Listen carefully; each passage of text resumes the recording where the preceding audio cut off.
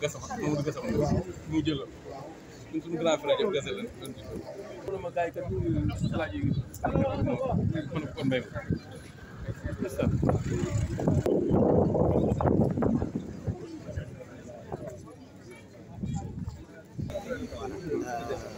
Ibrahima Diop, vous êtes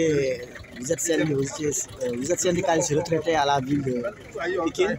Vous êtes l'un des rares syndicalistes à avoir partagé avec le vieux Kabirou Mbodj l'institution municipale. Alors, quel souvenir gardez-vous de lui?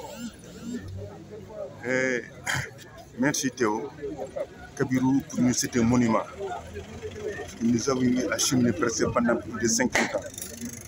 Il nous a construit le stade de Santiago d'abord, ensuite le stade Amadou Barry, le lycée Seydina Limamou Laye, le complexe culturel Léopold Sédar Senghor et tant d'autres édifices à son magistère.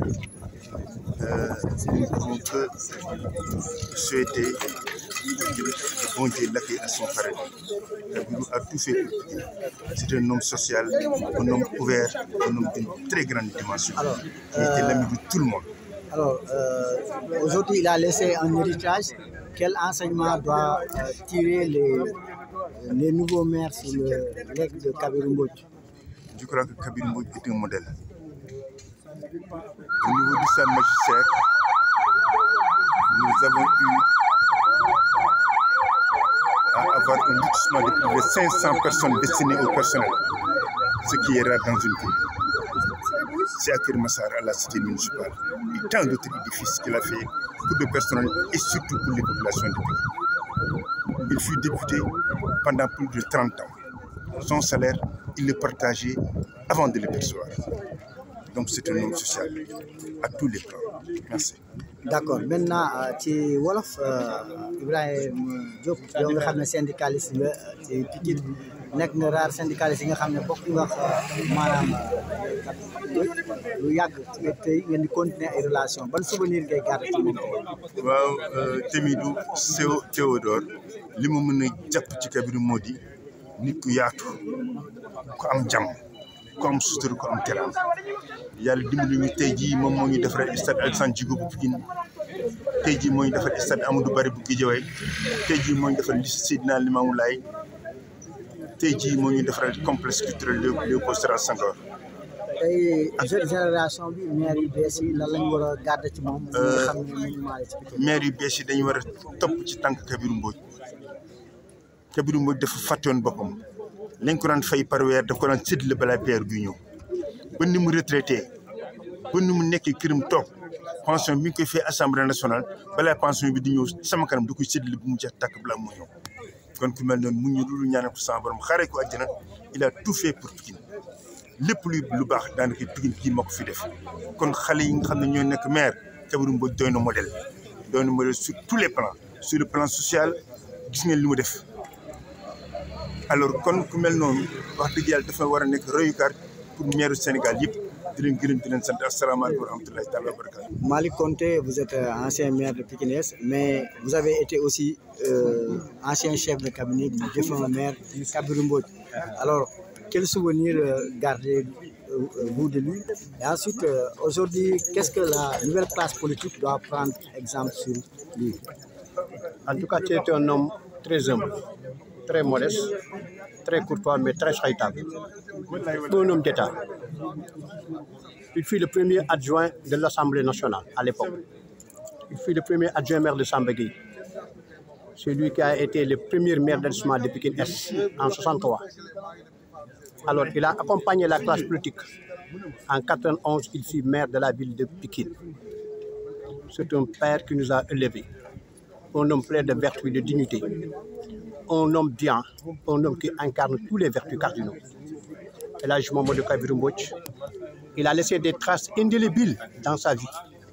C'est lui qui a construit le CEDEPS de Pikine, lycée Limamou Laye, stade Amadou Barry, oxygène et des infrastructures un peu partout. Il a embauché des milliers de personnes. Actuellement, ce sont ses enfants qui sont là, les amis de ses enfants. Mais Kabirou était nous tous notre père. Un musulman, celui qui paye les factures d'eau et d'électricité des mosquées pendant des années. des années. Un homme qui a un esprit de dépassement, même quand tu l'insultes, il ne répondra jamais. Il ne s'est jamais bagarré. En tout cas, il a perdu un homme d'État, un grand homme, que nul ne connaît ses dimensions exceptionnelles. Et nous prions à Dieu le Tout-Puissant, l'Éternel de gloire milieu, de l'accueillir dans son paradis de Firdausi. Que la paix règne sur son âme. Il était un homme de paix. Il était un homme bien. Donc que Dieu ait pitié de son âme. ci wolof tënkal ñu ko Malick Konté yow mi nga xam ne nekkoon nga chef de cabinet wu maire Kabirou Mbodj tey mi nga xam ne tey maanaam génn àddina tey lan ngay fàttaliku ci moom te lan ngay wax classe politique bi bees bi rawatina maire yu bees yi ci li ñu war a jël exemple ci moom ci Pikine ni mu liggéey. li ñu war a jël exemple mooy El Hadji Mamadou Kabirou Mbodj yëpp loo ko mos a jox na ko militant yi daawul embauché njabootam bàyyi njabootu jàmbur mënoo koo saaga ndey ba mu tontu la. ku ñoonam sax léegi gën a defal daawul faat waxtu jàkk la daan jullee jàkku Balla Faye ak jàkk ji yëpp moo doon fay plus de 30 ans seen courant ak seen ndox li mu embauché sont des milliers de personnes nee naa la moo njëkk a nekk premier adjoint Samba Gueye mairie de Dakar moo njëkk a nekk maire d'arrondissement bu Pikine bii vers les années 63 64 ñu koy nettali questeur la woon à l'Assemblée nationale questeur la woon Sénégal ji moo tabax Limamoulaye moo tabax CEDEPS moo tabax CEDEPS moo tabax oxygène déjà boo demee ay Rudis ak Pikine centre boo xoolee bi ñu nekk la ñu wax ni Pikine nga yemoon rek bi ne tëll donc lépp lu fi am rek c'est El Hadji Mamadou Kabirou Mbodj donc tey ñun bu ñu roy ci moom dañuy roy ci moom ci loo xam ne lii mosoo ko saaga mu fayu dañ ko attaqué sax ñoom ndarim ci réunion buñ ko dépassé ñu dal ci kawam buñ dalee ci kawam bu ñëwee kër ga mu naan ñu Malick bu leen fayu bu leen saaga ñu ne ko non père duñu accepté que ñu lay dépassé donc ñun moo ñeer ci politique ñëpp ñi fi toog tey jii ñun ñëpp ànd nañoo ak moom ci loyauté ci sincérité kenn mësul gis fu Pa Kabirou Mbodj saaga ndey kenn mësul gis fu mu jëwee nit kenn mësul gis fu mu xasee nit kenn mësul gis fu mu waxee lu ñaaw bu fekkee exemple ñu jël ku jël ci moom da ngay am wasila da ngay jub da ngay maandu. ñaata at nga nekk chef de cabinet. bon 5 ans bureau politique bu ñu nekkee PPS aussi coordination bu yoroon maa ko doon maire d'arrondissement bu yoroon maa ko doon 2 fois maa ngi ñoom Ndiaga Thiam après ma nekk maire d'arrondissement nekk adjoint maire de la ville alors même bu ma nekkee le conseil de madame Elisabeth Diouf au temps de Diouf dafa doon coaché keroog bi ma jëlee mairie bi ni ma campagne ci bi may gagné mairie bi ci la bokk.